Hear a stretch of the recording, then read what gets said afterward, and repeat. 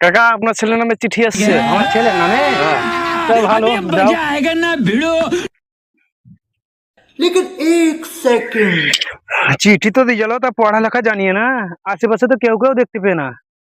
ওই তো মনে হচ্ছে একটা ছেলে দেখতে পাওয়া হয়েছে, হাতে ঘড়ি, চোখে চশমা, শিক্ষিত ঘরেরই মনে হয়েছে। তো ওর কাছকে যাই।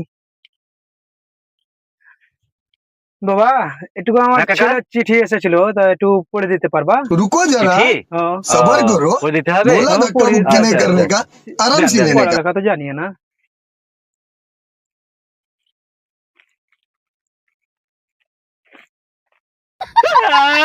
কি হলো গো? হায় আল্লাহ, ছেলের কিছু হলো নাকি গো?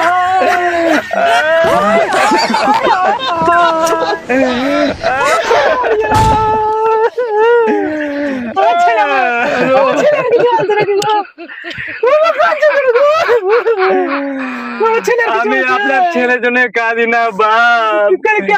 আমি পড়ালেখা জানি না, তার লাগি কাঁদছি।